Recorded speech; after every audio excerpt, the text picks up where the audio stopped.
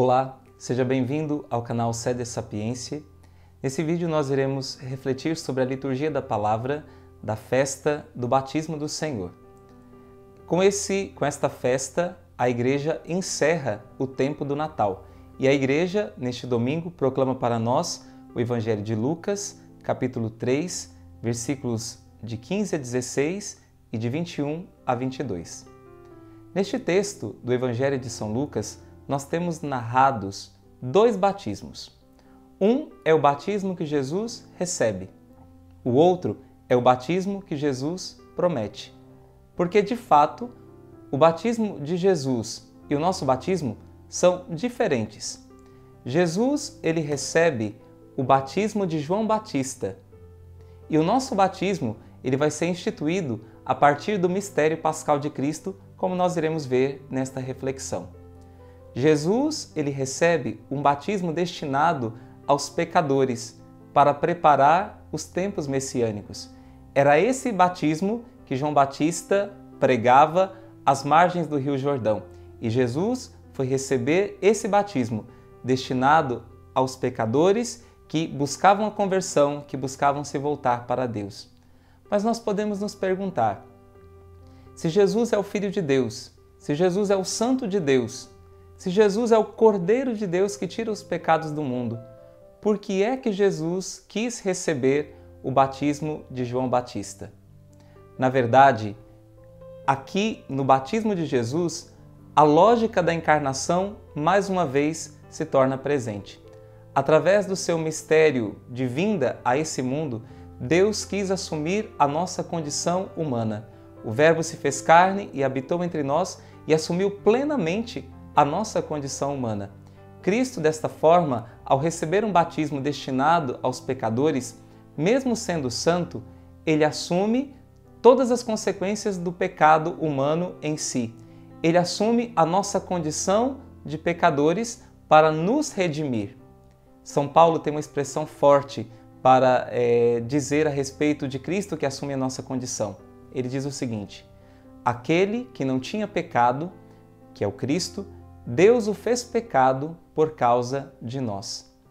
Ao receber o batismo de João Batista, um batismo destinado aos pecadores, Cristo não apenas imerge nas águas do Rio Jordão, Cristo imerge profundamente na nossa condição humana, marcada pelo pecado, a fim de nos redimir. Cristo nos assume por inteiro, em nossas fraquezas e em nossas fragilidades, a fim de nos resgatar para Deus. Os primeiros teólogos da igreja diziam que aquilo que não foi assumido não foi redimido. Cristo assume o nosso pecado não para nos deixar na mesma condição, mas para nos transformar por dentro. Portanto, o batismo que Jesus recebeu no Rio Jordão de João Batista aponta para outro batismo, aponta para o batismo da cruz, aonde Jesus realmente nos salvaria e apagaria os pecados da humanidade. Jesus, ao receber o batismo dos pecadores, ele se coloca no nosso lugar a fim de nos resgatar. O beato Columba Marmion, ele diz o seguinte: vós, justo e inocente, vos substituís a toda a humanidade pecadora. O Evangelho nos narra, depois que Jesus foi batizado, enquanto ele rezava, o céu se abriu e do céu desceu o Espírito Santo na forma corporal de uma pomba. Esta descida do Espírito Santo sobre as águas do Rio Jordão, ela nos lembra o Espírito que pairava sobre as águas no início da criação de Deus. Então nós podemos dizer que com o batismo de Jesus é inaugurada uma nova criação. Deus começa o processo de recriar a natureza humana. No batismo de Jesus também o céu se abre.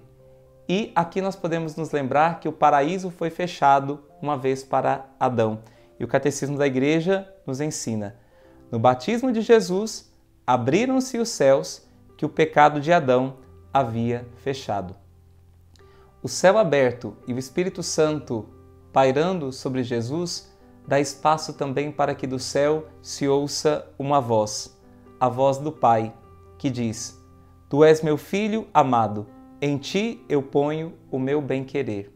Nós podemos dizer que no batismo de Jesus nós temos uma nova epifania, a epifania da Santíssima Trindade. Nesse momento do batismo, a Trindade se manifesta de forma completa e clara para toda a humanidade. Ali acontece a unção de Cristo, mas quem confere esta unção é o Pai e quem é a própria unção é o Espírito Santo. Cristo é manifestado para o mundo para realizar a sua missão de salvá-lo.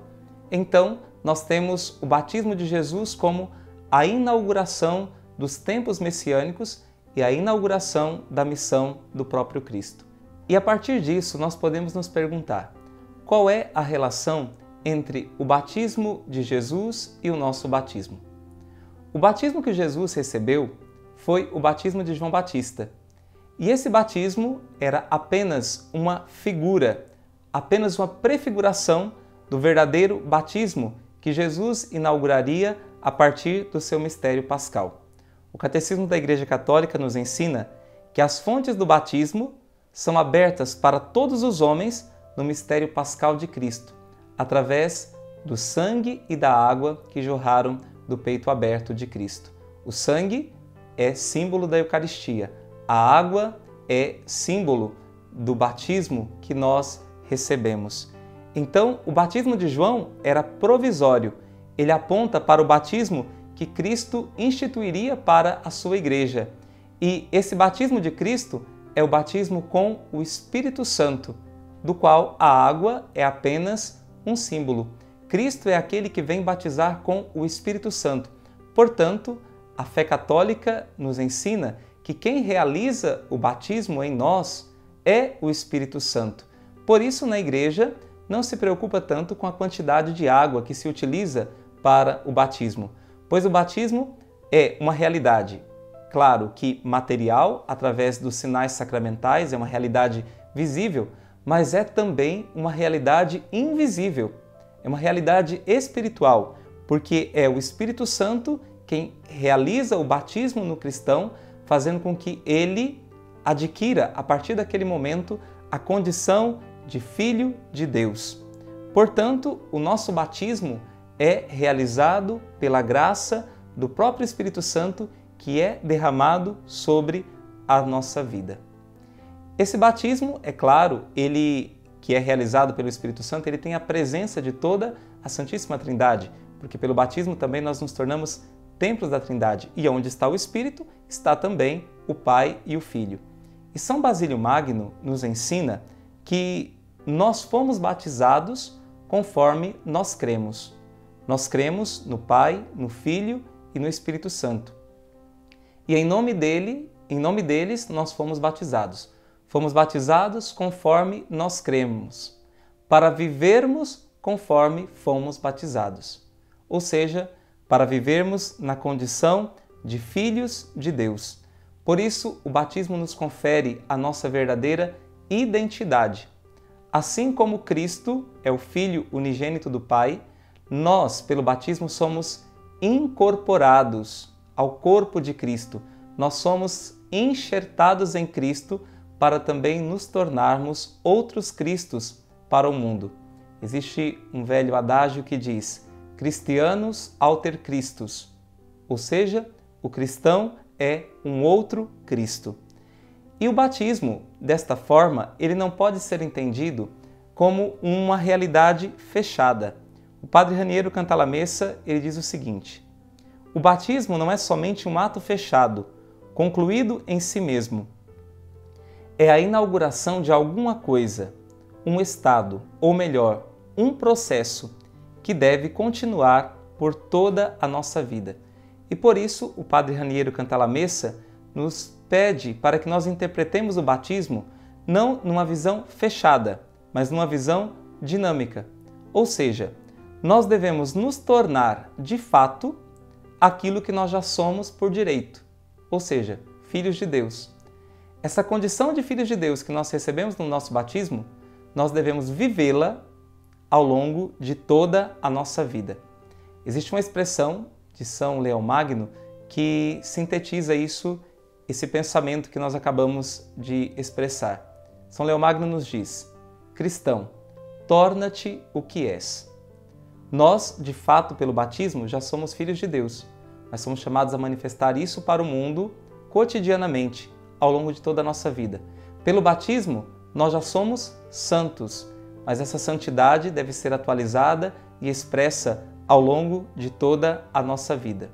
Então, dessa forma, nós podemos fazer uma analogia. O batismo de Jesus marca o início da sua vida pública, mas ali é apenas o início. A culminância vai vir depois, através do seu mistério pascal. Também para nós que somos cristãos, o batismo ele é apenas o início da nossa vida espiritual. O batismo é apenas a porta de entrada para a vida na igreja e a recepção dos outros sacramentos. O batismo ele implanta em nós a semente da graça de Deus. Ele implanta em nós, ele coloca em nós a semente da vida eterna. Mas esta semente precisa nascer, crescer e se desenvolver.